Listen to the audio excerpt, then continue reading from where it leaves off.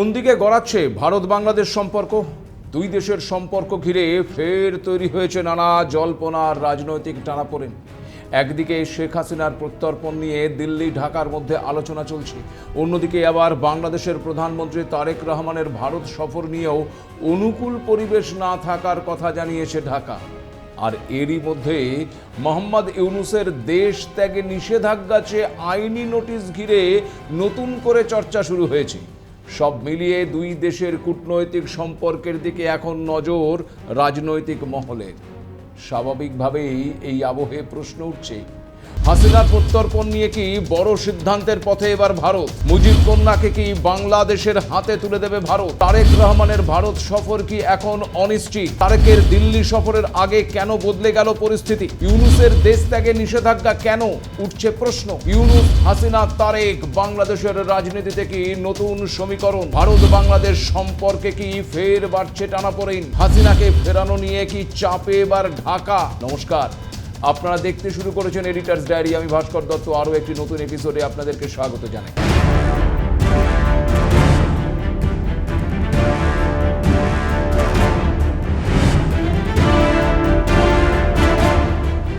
যাই হয়ে যাক, আগামী ডিসেম্বরেই নিজ দেশে বাংলাদেশে ফিরবেন শেখ হাসিনা। একাধিকবার দৃঢ় গলায় এমনটাই কিন্তু জানিয়েছেন মুজিব কন্যা। এদিকে হাসিনাকে দেশে ফেরানোর জন্য ভারতের কাছে একাধিকবার আর্জিও জানিয়েছে বাংলাদেশ। আর এই আবহে আবার তারেক রহমানের সম্ভাব্য দিল্লি সফর ঘিরে ফের সরগরম ভারত বাংলাদেশ কূটনৈতিক মহল। আর তারেকের ভারত সফরের আগে দুটি শর্ত জানিয়েছে ঢাকা। বাংলাদেশের বক্তব্য, এই শেখ হাসিনা সহ ভারতে থাকা পলাতক আসামিদের ফেরানোর প্রক্রিয়া দ্রুত করতে হবে। পাশাপাশি শরীফ ওসমান হাদি হত্যাকাণ্ডে অভিযুক্তদেরও বাংলাদেশের হাতে তুলে দেওয়ার উদ্যোগ নিতে হবে। বাংলাদেশের বিদেশ মন্ত্রকের মুখপাত্র AKM শহীদুল করিম জানিয়েছেন, তারেক রহমানের ভারত সফর নিয়ে বেশ কয়েক সপ্তাহ ধরে দুই দেশের কর্মকর্তাদের মধ্যে আলোচনা চলছিল। কিন্তু 5ই আগস্ট দিল্লিতে শেখ হাসিনার প্রকাশ্য বক্তব্যের পর সেই প্রক্রিয়া কিছুটা থমকে যায়। তাই এই পরিস্থিতিতে ঢাকার দাবি, তারেক রহমানের সফরের জন্য অনুকূল পরিবেশ তৈরি করতে এই বিষয়টিতে ভারতের দ্রুত পদক্ষেপ প্রয়োজন। তারা নাকি ইতিমধ্যেই দিল্লির কাছে নিজেদের অবস্থান জানিয়ে দিয়েছে। স্বাভাবিকভাবেই প্রশ্ন উঠছে, তাহলে কি মুজিব কন্যাকে এবার বাংলাদেশের হাতে তুলে দেবে ভারত? দেখুন, এখানে একটা বিষয় আপনাদেরকে জানিয়ে রাখি যে ভারত সরকার এই বিষয়ে সাফ জানিয়ে দিয়েছে, শেখ হাসিনার প্রত্যর্পণের চূড়ান্ত সিদ্ধান্ত রাজনৈতিক বা কূটনৈতিকভাবে নেওয়া হবে না। বিষয়টি শেষ পর্যন্ত ভারতের আদালতেই বিচারাধীন হবে। ভারতের এক শীর্ষ সরকারি আধিকারিক জানিয়েছেন, বাংলাদেশ থেকে প্রত্যর্পণের অনুরোধ পাওয়ার পর বিষয়টি ভারতীয় আইনের আওতায় খতিয়ে দেখা হবে। শেখ হাসিনার বিরুদ্ধে বাংলাদেশে যে সমস্ত অপরাধের অভিযোগ রয়েছে সেগুলো ভারতের আইনেও অপরাধ হিসেবে গণ্য হয় কিনা সেটিও আদালত বিবেচনা করবে। ভারতের বিদেশ মন্ত্রকও জানিয়ে দিয়েছে যে বাংলাদেশ যে প্রত্যর্পণের আবেদন করেছে তা বর্তমানে নির্দিষ্ট আইন প্রক্রিয়ার পরীক্ষা করা হচ্ছে। প্রয়োজনীয় নথিপত্র বাংলাদেশের পক্ষ থেকে জমা দেওয়া হয়েছে বলেও সরকারি সূত্রে খবর।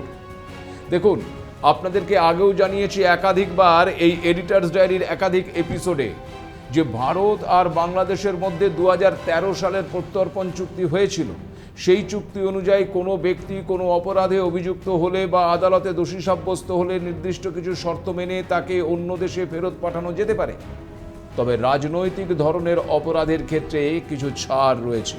আবার খুনের চেষ্টা বা আগ্নেয়াস্ত্র ব্যবহারের মতন গুরুতর অপরাধকে রাজনৈতিক অপরাধ বলে ধরা হবে না বলেও ওই চুক্তিতে কিন্তু উল্লেখ রয়েছে। এছাড়াও আবার ভারতের এক্সট্রাডিশন অ্যাক্ট 1962 অনুযায়ী কাউকে বাংলাদেশে ফেরত পাঠানোর ক্ষেত্রে আদালতের ভূমিকা খুবই গুরুত্বপূর্ণ। প্রাথমিকভাবে যদি আদালত মনে করে যে বাংলাদেশের অভিযোগের পক্ষে যথেষ্ট প্রমাণ রয়েছে, তাহলে প্রত্যর্পণের সুপারিশ করা যেতে পারে। আর অভিযোগের পক্ষে যথেষ্ট প্রমাণ না মিললে অভিযুক্তকে ছেড়েও দেওয়া হতে পারে। এদিকে বাংলাদেশের আন্তর্জাতিক অপরাধ ট্রাইব্যুনালে শেখ হাসিনাকে মানবতা বিরোধী অপরাধের মামলায় মৃত্যুদণ্ড দেওয়া হয়েছে। সেই রায়ের ভিত্তিতেই বাংলাদেশ তার প্রত্যর্পণ চেয়েছে। তবে আওয়ামী লীগের নেতাদের দাবি, ভারতে যদি প্রত্যর্পণ নিয়ে মামলা শুরু হয় তাহলে বাংলাদেশের ট্রাইব্যুনালের রায়কেও আইনি পথে চ্যালেঞ্জ করা হবে। বিশেষ করে রায়টি বাংলাদেশের অন্তর্বর্তী সরকারের সময় দেওয়া হয়েছিল, সেই বিষয়টিও কিন্তু আদালতে তুলে ধরা হতে পারে। সব মিলিয়ে শেখ হাসিনাকে বাংলাদেশে ফেরানো হবে কিনা তা এখন ভারত বাংলাদেশের সম্পর্কের ক্ষেত্রে বড় একটা বিষয়। দুই দেশের মধ্যে আলোচনা চললেও শেষ সিদ্ধান্ত নেওয়া হবে ভারতের আইনি প্রক্রিয়া এবং আদালতের সিদ্ধান্ত অনুযায়ী। তবে মজার বিষয় হলো কি জানেন, এই শেখ হাসিনা ভারতে আছেন এটা আবার বাংলাদেশ জানে, কিন্তু কোন স্ট্যাটাসে আছেন সেটা নাকি বাংলাদেশই ঠিক করে জানে না। সোমবার সাংবাদিকদের প্রশ্নের মুখে বাংলাদেশের আন্তর্জাতিক অপরাধ ট্রাইব্যুনালের চিফ প্রসিকিউটর মোহাম্মদ আমিনুল ইসলাম কার্যত এমনটাই জানিয়েছেন। তার দাবি, শেখ হাসিনাকে দেশে ফেরাতে ভারতকে আনুষ্ঠানিকভাবে প্রত্যর্পণের আবেদন জানিয়েছে ঢাকা। আইনি প্রক্রিয়ায় তাকে ফেরানোর চেষ্টাও চলছে, কিন্তু এখানে উঠছে আসল প্রশ্ন, যদি প্রত্যর্পণের আবেদনই করা হয়ে থাকে তাহলে ভারতীয় মাটিতে শেখ হাসিনার বর্তমান আইনি অবস্থানটা কি, সেটা কি আগে জানা দরকার ছিল না? প্রশ্ন এটাও যে যাকে ফেরানোর জন্য এত বড় কূটনৈতিক এবং আইনি লড়াই, তার বর্তমান অবস্থানটাই যদি পরিষ্কার না থাকে তাহলে প্রত্যর্পণের প্রক্রিয়াটা কোন ভিত্তিতে এগোবে? শেখ হাসিনাকে ঘিরে ভারত বাংলাদেশের সম্পর্ক এমনিতেই যথেষ্ট উত্তপ্ত, তার উপর আবার ওই বাংলাদেশের পক্ষ থেকে যদি তার ভারতে থাকার আইনি অবস্থান নিয়ে ধোঁয়াশার কথা সামনে আসে তাহলে গোটা বিষয়টি নিয়েই কিন্তু নতুন করে প্রশ্ন ওঠাটা স্বাভাবিক। সব মিলিয়ে প্রশ্ন এটাও যে তাহলে কি তারেক রহমানের ভারত সফর এখন অনিশ্চিত? দেখুন, কূটনৈতিক টানাপোড়েন তো রয়েছে এবং আগেই তা আপনাদেরকে জানিয়েছি। এছাড়াও তারেক রহমানের ওপর রয়েছে তার দেশের অভ্যন্তরীণ রাজনৈতিক চাপ ও জুলাই আন্দোলনের ছাত্রদের নতুন দল জাতীয় নাগরিক পার্টি সাফ জানিয়ে দিয়েছে যে হাসিনার প্রত্যর্পণ এবং সম্পর্কের নতুন রূপরেখা ছাড়া এই সফর সম্ভব নয়। তবে কি এই সফর চিরতরে বাতিল? অবশ্য ঢাকার ভারতীয় হাই কমিশনার দীনেশ ত্রিবেদী এখনও আশাবাদী। বাংলাদেশের প্রধানমন্ত্রী তারেক রহমানের দ্রুত ভারত সফরের পক্ষে সওয়াল করে তিনি বলেছেন, এই সফর আরও অনেক আগেই হওয়া উচিত ছিল। তার মতে দুই দেশের শীর্ষ নেতৃত্ব সরাসরি বৈঠকে বসলে পারস্পরিক মতপার্থক্য এবং সমস্যাগুলোর সমাধানের পথ খুঁজে পাওয়া সম্ভব। অর্থাৎ আলোচনার টেবিল এখনও খোলা আছে, কিন্তু বল এখন দিল্লির কোর্টে। এখন শেখ হাসিনার অবস্থান এবং প্রত্যর্পণ ইস্যুতে ভারত কত দ্রুত এবং কী পদক্ষেপ নেয় তার উপরেই কিন্তু নির্ভর করছে বাংলাদেশের প্রধানমন্ত্রীর দিল্লি সফরের ভবিষ্যৎ।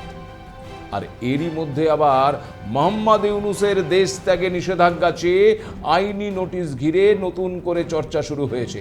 জানেন কি কোন অপরাধ করেছেন ইউনূস? তবে কি টিকার বাজারে কালোবাজারি রুখতে না পারার দায় এবার বর্তাচ্ছে ওই নোবেল জয়ীর ওপর? হাজার হাজার শিশুর মৃত্যুর দায়ে শেষ পর্যন্ত কি দেশ ত্যাগে নিষেধাজ্ঞা জারি হতে পারে বাংলাদেশের প্রাক্তন প্রধান উপদেষ্টার ওপর? পরিসংখ্যানটা স্রেফ অল্প সংখ্যা নয়, এটি 900-রও বেশি পরিবারের একেবারে বুক খালি হওয়ার এক নির্মম এবং রক্তক্ষয়ী দলিল। বাংলাদেশ জুড়ে যখন মারণঘাতী হামের তাণ্ডব চলছে, যখন দেশের বড় বড় হাসপাতালের বারান্দায় অক্সিজেনের জন্য ছটফট করছে নিষ্পাপ শিশুরা, ঠিক সেই সময় সেদেশের রাজনৈতিক এবং আইনি মহলের সামনে এসেছে আরও একটি বড় ঘটনা। আর এই ঘটনাকে ঘিরে আলোচনার কেন্দ্রবিন্দুতে রয়েছে কে জানেন? বাংলাদেশের প্রাক্তন অন্তর্বর্তী সরকারের প্রধান উপদেষ্টা নোবেল জয়ী মোহাম্মদ ইউনূস। হ্যাঁ, ঠিক শুনছেন, মোহাম্মদ ইউনূসের দেশ ত্যাগে কঠোর নিষেধাজ্ঞা চেয়ে এবার সে দেশের সরকারের সংশ্লিষ্ট দপ্তরগুলোতে পাঠানো হয়েছে কড়া আইনি নোটিশ। এখন প্রশ্ন হচ্ছে, একজন প্রতিবেশী দেশের নাগরিক হিসেবে, বিশেষ করে ভারতের মতন একটি দায়িত্বশীল আঞ্চলিক শক্তির পক্ষ থেকে এই ঘটনাকে আমরা কিভাবে দেখছি? কেন হঠাৎ এই ডক্টর ইউনূসের ওপরে আইনি খাড়া ঝুলছে? আর কেনই বা ওপার বাংলার এই রক্তক্ষয়ী ডামাডোল ভারতের অভ্যন্তরীণ নিরাপত্তা এবং ভূ রাজনৈতিক হিসেব নিকেশকে নতুন করে নাড়া দিচ্ছে? দেখুন, গত রবিবার সুপ্রিম কোর্টের আইনজীবী ব্যারিস্টার এম আশরাফুল ইসলাম সরকারের কাছে ইউনূসের বিদেশ যাত্রায় নিষেধাজ্ঞা চেয়ে এই লিগাল নোটিশটি পাঠিয়েছে। আইনজীবীর অভিযোগ কিন্তু মারাত্মক। তার দাবি জাতীয় পর্যায়ে অত্যন্ত সংবেদনশীল এবং শিশুদের জীবনদায়ী হামের টিকা বা মিজলস ভ্যাকসিনকে রাষ্ট্রীয় এবং সরকারি নিরাপদ বন্টন ব্যবস্থা থেকে সরিয়ে সম্পূর্ণ বেসরকারি বা প্রাইভেট সেক্টরের এক শ্রেণীর মুনাফালোভী সিন্ডিকেটের হাতে তুলে দেবার এক অশুভ চক্রান্ত করা হয়েছিল। আর এই বিতর্কিত এবং ক্ষতিকর সিদ্ধান্তের নেপথ্যে সরাসরি যোগ ছিল ওই প্রাক্তন প্রধান উপদেষ্টা মোহাম্মদ ইউনূসের। এখানেই কিন্তু ভারতের জন্য উদ্বেগের বিষয়। আমরা যদি ভারতের স্বাস্থ্য এবং কূটনৈতিক লেন্স দিয়ে দেখি, তাহলে দেখা যাচ্ছে যে বাংলাদেশ দীর্ঘদিন ধরেই ইউনিসেফ এবং বিশ্ব স্বাস্থ্য সংস্থার মাধ্যমে নিরাপদ সরকারি টিকাদান কর্মসূচি চালাত। কিন্তু অন্তর্বর্তী সরকারের সময় সেই ব্যবস্থা ভেঙে যখনই টিকার খোলা বাজারিকরণের সিদ্ধান্ত নেওয়া হয়, তখনই কিন্তু শুরু হয় ভ্যাকসিনের কৃত্রিম সংকট। আর এই সংকটের চড়া মূল্য দিতে হচ্ছে ওপার বাংলার হাজার হাজার দরিদ্র পরিবারকে। ভারতের কাছে এটি কেবলমাত্র একটি নোটিশ নয়, এটি প্রতিবেশী দেশের একটি ভয়াবহ স্বাস্থ্য বিপর্যয়, যা ভারতের সীমান্ত সংলগ্ন রাজ্যগুলোতেও পরোক্ষভাবে প্রভাব ফেলতে পারে। পরিস্থিতি কতটা ভয়াবহ এবং নিয়ন্ত্রণের বাইরে তা বাংলাদেশের স্বাস্থ্য অধিদপ্তরের দেওয়া সর্বশেষ বুলেটিনের দিকে তাকালেই কিন্তু স্পষ্ট হয়ে যায়। সেদেশের সরকারি হিসেব মতে গত 24 ঘন্টাতে হামের তীব্র উপসর্গে প্রাণ হারিয়েছে আরও 6 জন শিশু। আর ওই একই সময়ে নতুন করে আবার আক্রান্ত হয়েছে 1101 জন। সবচেয়ে শিউরে ওঠার মতন তথ্য হলো, গত 15ই মার্চ থেকে শুরু হওয়া সামগ্রিক পরিসংখ্যানে ওপার বাংলায় হাম এবং তার উপসর্গে মোট 908 জনের মৃত্যু হয়েছে। এর মধ্যে ল্যাবরেটরি টেস্টে নিশ্চিত হামে আক্রান্ত হয়ে মারা গেছেন 99 জন এবং হামের তীব্র উপসর্গে ভুগে মৃত্যুর কোলে ঢলে পড়েছেন আরও 809 জন শিশু। এর মধ্যে বাংলাদেশের সদ্য সমাপ্ত 2026 সালের নির্বাচনে ইউনূসের অন্তর্বর্তী সরকার বিদায় নিয়েছে এবং ক্ষমতায় এসেছে তারেক রহমানের নেতৃত্বাধীন নতুন সরকার। এই পরিস্থিতিতে ইউনূসের বিরুদ্ধে ওঠা এই দুর্নীতির অভিযোগ এবং তার দেশত্যাগে নিষেধাজ্ঞার দাবি ঢাকার বর্তমান রাজনৈতিক মেরুকরণকে আরও জটিল করে তুলেছে। একদিকে দিল্লিতে অবস্থানরত বাংলাদেশের প্রাক্তন প্রধানমন্ত্রী শেখ হাসিনার প্রত্যর্পণ নিয়ে ঢাকার প্রবল চাপ, অন্যদিকে আবার প্রধানমন্ত্রী তারেক রহমানের প্রস্তাবিত ভারত সফর গিয়ে নানা শর্তের বেড়াজাল। ঠিক এই গরম আবহের মাঝেই ইউনূসের বিরুদ্ধে এই ভ্যাকসিন কেলেঙ্কারির আইনি নোটিশ ঢাকার ওপর অভ্যন্তরীণ রাজনৈতিক চাপকে কিন্তু বহুগুণ বাড়িয়ে দিয়েছে। আর দিল্লিও খুব ভালো করেই জানে যে ওপার বাংলার এই অভ্যন্তরীণ কোন্দলের প্রভাব সরাসরি পড়তে পারে দুই দেশের অমীমাংসিত তিস্তা জল চুক্তি কিংবা দ্বিপাক্ষিক বাণিজ্যের উপর। তবে কি টিকার বাজারে এই ভয়াবহ সংকটের দায়ভার কাঁধে নিয়ে কাঠগড়ায় দাঁড় করাবে এবার ওই নোবেলজয়ীকে? এই লিগাল নোটিশের পর ঢাকার প্রশাসন কি সত্যি ইউনূসের বিদেশ যাত্রার উপর আন্তর্জাতিক নিষেধাজ্ঞা জারি করবে? আর যদি তা করা হয়, তবে দুই দেশের কূটনৈতিক সম্পর্কে কি এর প্রভাব পড়বে? বল এখন দিল্লির কোর্টে। ঠিক তেমনই আবার ঢাকার কোর্টেও আইনি লড়াইয়ের জল গড়াতে শুরু করেছে।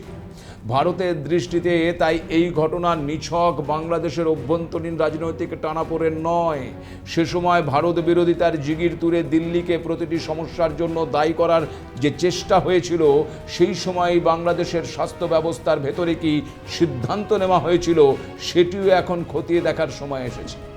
কারণ ভারতকে দোষারোপ করার জন্য যদি এত শব্দ খরচ করা হয়ে থাকে, তাহলে ওই শিশুদের জীবন রক্ষাকারী টিকার সংকট নিয়ে এত নীরবতা কেন? কোথায় ছিল সেই দিল্লি না ঢাকা স্লোগান তোলা বোদ্ধারা? কার সিদ্ধান্তে সরকারি ব্যবস্থার বাইরে টিকার বাজারটা তৈরি হলো? কারা এর সুযোগ নিল? এই প্রশ্ন তোলার সাহস কি সেই বোদ্ধাদের নেই? দেখুন, এ কথা সত্য যে ইউনূসের বিরুদ্ধে ওঠা অভিযোগ আদালতে প্রমাণিত না হওয়া পর্যন্ত এগুলোকে অভিযোগ হিসেবেই আমাদের দেখতে হবে। কিন্তু তদন্ত যদি তার প্রশাসনিক সিদ্ধান্তের দিকে আঙুল তোলে, তাহলে ওই নোবেলজয়ীর পরিচয় কোনোভাবেই তাকে কিন্তু জবাবদিহির বাইরে রাখতে পারে না। ফলে বাংলাদেশের রাজনীতি ভারত বিরোধী স্লোগানে যতই উত্তপ্ত হোক, ভারতের চোখ এড়িয়ে কিছুই কিন্তু যাচ্ছে না, যাবেও না। কারণ সীমান্তের ওপারে নেওয়া ভুল সিদ্ধান্তের অভিঘাত যখন এপারের মানুষের নিরাপত্তাতেও এসে পড়তে পারে, তখন সেটি আর শুধু ওই ঢাকার ঘরের বিষয় থাকে না। ফলে প্রশ্নটা আজ ওই মোহাম্মদ ইউনূসকেই, ভারতকে কাঠগড়ায় দাঁড় করানোর আগে নিজের প্রশাসনের আয়নায় কি একবার তাকাবেন তিনি? আর সেই আয়নায় যদি টিকার সংকট, রাজনৈতিক সিদ্ধান্ত এবং শত শত শিশুর মৃত্যুর ছায়া একসঙ্গে দেখা যায়, তাহলে কোথায় মুখ লুকাবেন ওই নোবেলজয়ী? এখন প্রশ্ন, এই আইনি লড়াই কি বাংলাদেশের রাজনীতিতে আরও বড় কোনো সংঘাতের দরজা খুলে দেবে? এর উত্তর কিন্তু লুকিয়ে রয়েছে ঢাকার প্রশাসন, তদন্তকারী সংস্থা এবং আদালতের পরবর্তী পদক্ষেপে। আমাদের নজর থাকছে কিন্তু সেই দিকেও। আজ এ পর্যন্তই। নমস্কার।